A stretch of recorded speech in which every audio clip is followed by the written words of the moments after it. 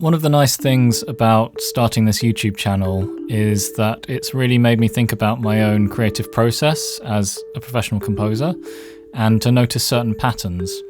And one of the things that comes up a lot is I'm working on a piece of music and it's okay, like I think it's working reasonably well, but it's a bit hard for me to really hear it because I've become very overused to the material. I've heard it a lot. I personally work inside a DAW or sometimes notation software, so I'm getting playback, I'm hearing the musical ideas as I'm inputting them in.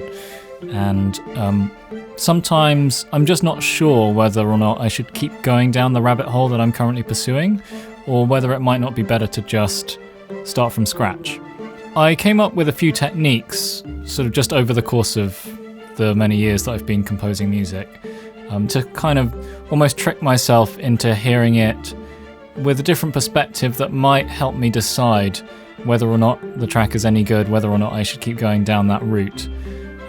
So this video is all about that process, sort of psychological tricks that I've developed to help me hear my music with fresh ears, and in some ways you could call this a question of musical objectivity.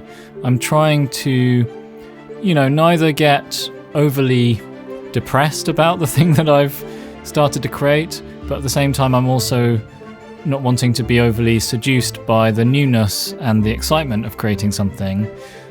In the kind of composing work that I do, it's usually about hitting a brief or serving a project, and so there's a question mark about, is this track effective? Is it doing what I set out to do and what the client's asking me to do in a creative and interesting way? So the first point that I wanted to cover is the area of visual distraction. And the simplest way to combat this is to close your eyes. And when listening to your music with closed eyes, it's incredible how it just tunes your perception in a slightly different way. The balance between the elements often becomes much more apparent. And also you might be more aware of subtleties of texture.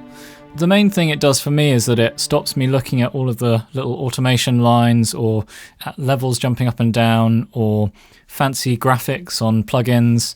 It kind of removes all of the noise and helps me reconnect with the raw music, the raw sounds. And also by shutting my eyes, it's kind of a mental check to reconnect with my original intentions behind the piece, which can sometimes get lost in the excitement of building something, especially when using software to compose. One thing that I do quite a lot is I actually export the track as a WAV file. I'm actually forced to pause for a moment as the track gets exported and just have a moment of silence. That's quite beneficial in and of itself as a preparation for listening. Then when I'm listening to the track from the desktop, from the Finder in Mac, I'm not seeing areas where the track is getting denser. I'm not anticipating sections of the track. Even just seeing where individual elements are entering can make you pay attention to them more than you would if you had your eyes shut or you were just looking at a blank audio timeline.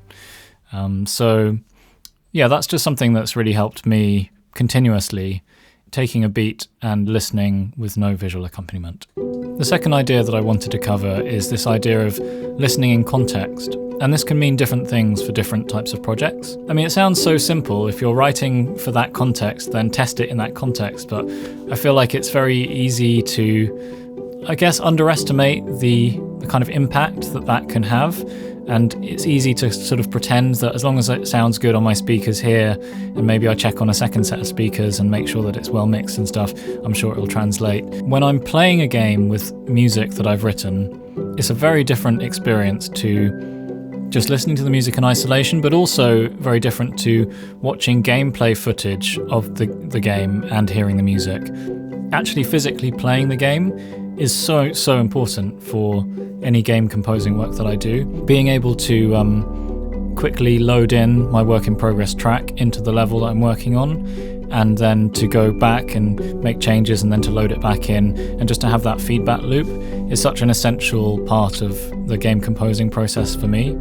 it's just really surprising, again, how it changes your perception of the music. The main thing with games, in my experience, is that you're basically not listening to the music very much in a conscious way when you're playing, because you're focused on whatever activity, whether it's shooting or building or whatever. It changes how tolerant you are to repetition. So actually, you can get away with quite a lot of repetition in video game music, more than you might think. Also, just getting a feel for how well you've matched the tone and the pace of the gameplay with the tone and the pace of the music. I think that's just something that you really can't fathom until you've played it. Even with film and animation work, where I have the context kind of there on my secondary monitor, I am sort of seeing it in context as I'm working.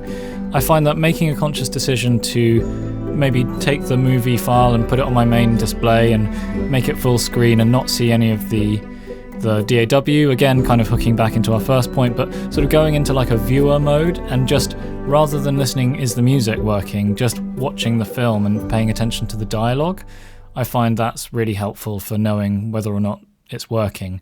Sort of just, I guess, shifting modes and being more of a viewer. Another thing I sometimes do when I'm not quite sure whether a track is working, and this one's a little bit scary and I don't do it quite as often as maybe I should, is invite somebody into the space, into the studio, not even necessarily to ask for feedback, but simply to have them there in the room. What this does is it puts me in a completely different frame of mind to if I was just alone listening to the track.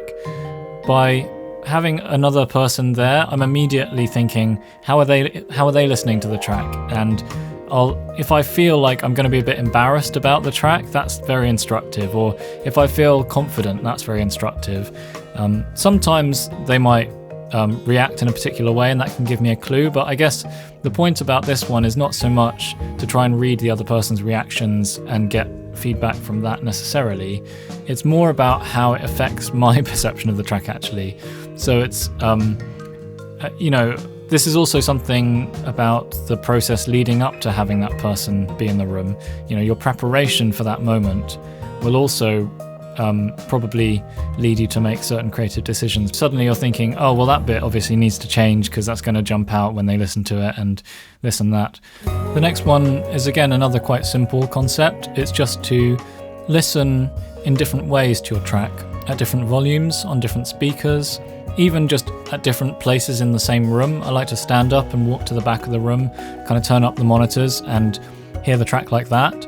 This isn't so much about checking your mix. This kind of thing is often mentioned in the context of mixing, to make your mix as cross-compatible as possible in lots of different listening environments. That's not exactly what I'm talking about here, because most of what I'm talking about is more at the writing stage than at the mix stage. But just having sonically slight differences to the way in which you're hearing the mix, and also maybe physically, standing up versus sitting down, it's just a way to throw up slightly different variables. And for me, that just helps me hear the track with fresh ears and hear the musical harmonic arrangement choices in just a slightly different way that can help give me a clue as to whether it's working or not. For example, if I'm standing up, suddenly I'm kind of free to just like tap my foot or nod my head or just move about. If it's a groove-based track especially, that's very instructive. The last thing I like to do, and this is a slightly quirky one, is I quite like to do my emails or browse the web or do anything other than working on my track while listening to the track in the background. I guess this is a bit like my point about listening in context, where I was talking about the video games. By doing something else and not being directly focused on it, I find that can be a really useful way to, again, hear the track with fresh ears from a different perspective. And just certain things will pop out. Is the track consistently generating a kind of tone or an atmosphere? And I guess this kind of listening, where I'm not directly focused on the track, is a good check for whether or not it feels like the track is stable from a kind of mood or tonal point of view. If it's the kind of track that needs to sustain a mood, I guess, it might be a very surprising track with lots of bits and pieces and that's supposed to kind of thrill and shock you.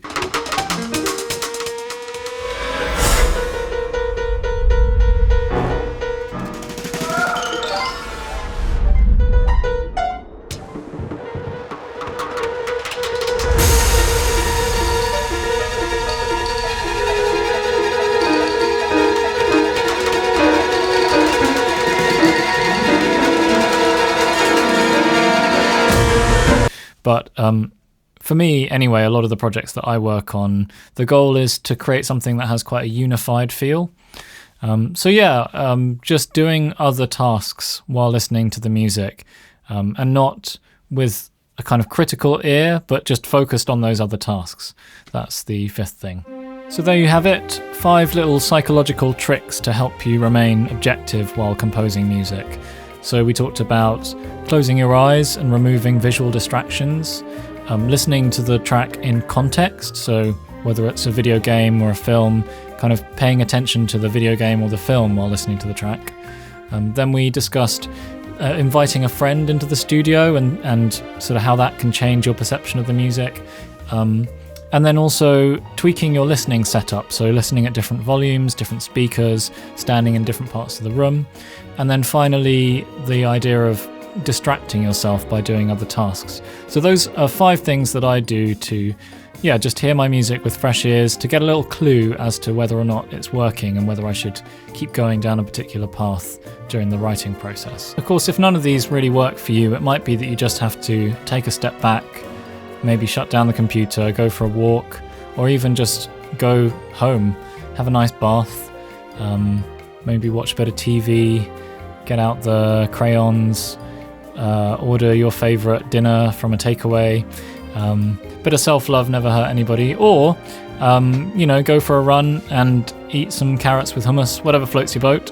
But the point is, it's a great idea to take time away from the music rather than kind of forcing yourself to come up with a solution there and then. Usually, even on the tightest of deadlines, there's at least the opportunity to sleep on the track before submitting it to a client. So that's what I like to do. And let me know your own experience in the comments. By the way, we reached a milestone quite recently. You might have seen this is the 101th video on this channel. 101st, I guess, would be the correct way to say it. I used it as an opportunity to go back through my previous episodes and update my podcast feed. So all of these videos, where they're suitable for audio only, have been uploaded now to Apple Podcasts and to Spotify. So if you're a podcast listener, go check that out. I think it's also a great way to maybe recap some of the music theory type ones, just to kind of listen to them again on audio. Might be useful even if you've seen the video version already. But I'm on there as Vince Webb Composing Podcast. Vince Webb's Composing Podcast. So check that out. Thanks again for watching and see you on the next one.